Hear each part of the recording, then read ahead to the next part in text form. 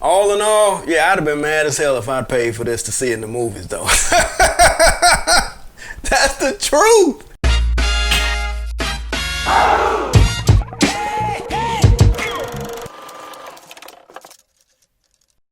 What's good with it, people? Welcome to the Joe Blacula Perspective presents Behind the Curtain, where I will either be reviewing or revisiting movies and sharing my honest thoughts and opinions on them.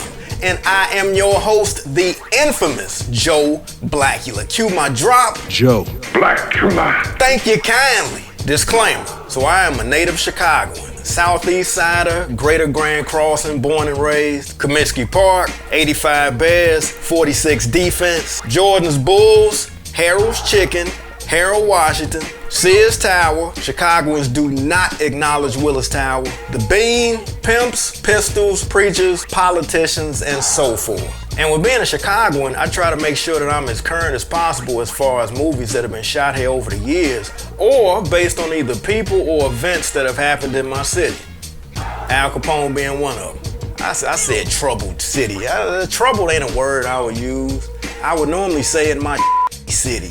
I have seen one of the best roles of Al Capone played by Robert De Niro in The Untouchables and Stephen Graham on Boardwalk Empire, and I have seen one of the absolute worst played by Ben Gazzara in the 1975 movie Capone. So when I found out that the 2020 version of Capone was coming out direct to streaming services, and I hadn't heard anything about it during this shooting process, I mean, with me being a member of the Chicago Historical Society and a Chicago outfit historian of sorts, not bragging, I'm just saying, me seeing this movie was a no-brainer. Okay, let's go. But when I first saw the trailer, just off the look of it, How about it for our good friend Al, ladies and gentlemen?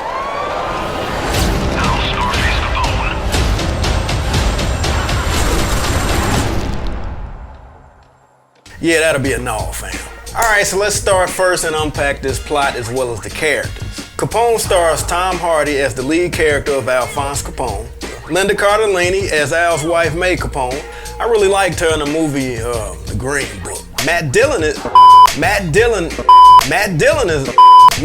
why the I can't say Matt Dillon. Matt Dillon is in it and has a very small but a heavy role. Kyle MacLachlan, I hope I just said that name right. Kyle MacLachlan is in it. I feel like I'm about to sneeze when I say his name. MacLachlan. Kyle MacLachlan, he plays the doctor for Al Capone. He's in it as well. He's mostly known for Twin Peaks, but I mainly remember him from the movie Showgirls. And also features Sopranos alumni actors Al Sapenzia as Ralph Bottles Capone and Catherine Narducci. You got to be careful with these Italian names, man. Now, Tom Hardy is that dude. He is definitely the actor's actor. He is the definition of a thespian. Look at the way he transformed his body in The Dark Knight when he became Bane. Bane. That's all him. That's all Tom Hardy. Best villain voice ever next to Darth Vader. Theatricality and deception. Powerful agents to the uninitiated. But we are initiated. Aren't we, Bruce? Members of the League of Shadows. And you betrayed us. That's Tom Hardy's voice as well. True acting is all in the eyes as far as I'm concerned. And in The Dark Knight, you never see Bane's face. Everything is from behind that mask and his body language, the way he's walking around with his hands holding onto that coat, his grand movements with his body when he was talking. And look at him in the movie Legend about twin brothers Reggie and Ronnie Cray. After a while, I forgot that I was watching one actor playing two roles at the same time on a green screen. The movie takes place a little after Al has been released from Alcatraz, and he's now in his mansion in Miami with the feds constantly watching him and listening to him all the time with bugs that they set up in the crib. This specifically is the Al Capone movie for people that had no idea what happened to him after he got out of Alcatraz. There's this pic that I've seen of Al Capone during that time period. He's sitting in this chair in this striped bathrobe, I think holding on to a fishing pole. I think the rumor that I had heard that he was actually trying to fish in his swimming pool.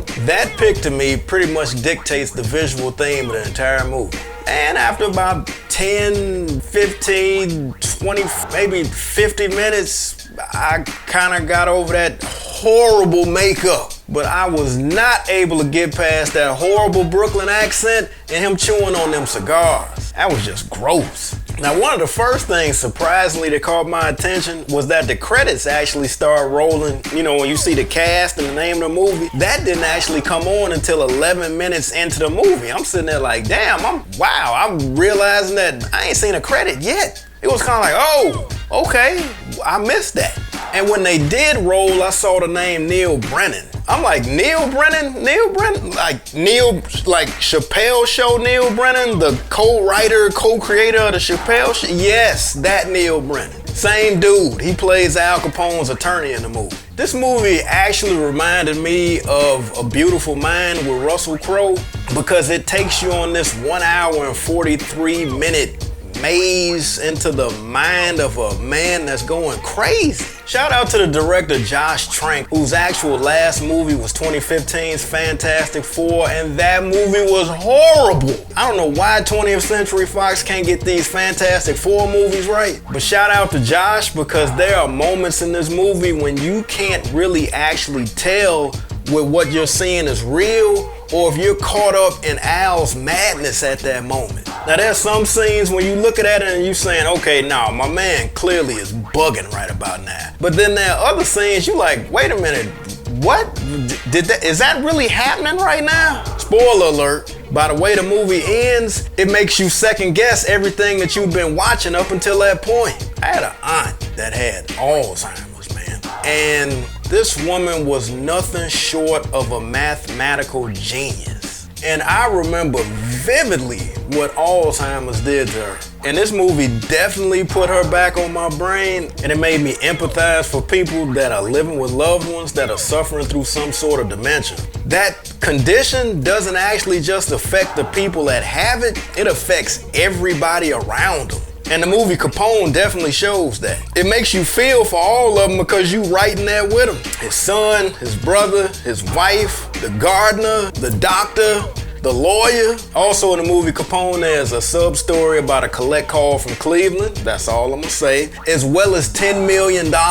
If Sean Connery was in the hunt for Red October, then Tom Hardy is in the hunt for $10 million. In conclusion, this movie absolutely does not paint a picture of Al Capone for you to feel sorry for him. Mainly because I read over the years that Al could have actually been treated for the syphilis that was ravaging his brain, which was why he was going crazy. He could have gotten treatment for that, but he refused the needles. He was deathly afraid of needles, which I do understand. I don't like needles as well, but I wouldn't have refused them if it was to treat me for something that was going to keep me from going crazy. And even with all of the gross spitting and physical changes that Al, or Fonz as they call him in the movie, the director Josh finds a few moments to lighten up the mood with humor. Spoiler alert, and it is a lot of gross physical stuff happening. Love, hate, or debate. This movie is debatable, and I give it 3 black fists out of 5. Part of me judges movies that are based on historical figures. If it's under 2 hours, I'm looking at it side-eye. I can't take it seriously. But at the same time, this movie, Capone, by the time that 1 hour and 46 is over with, I actually think that the movie has made its point. Anything longer, I would have been like, all right, that's enough already, I get it. With this movie, with this subject matter, with this topic,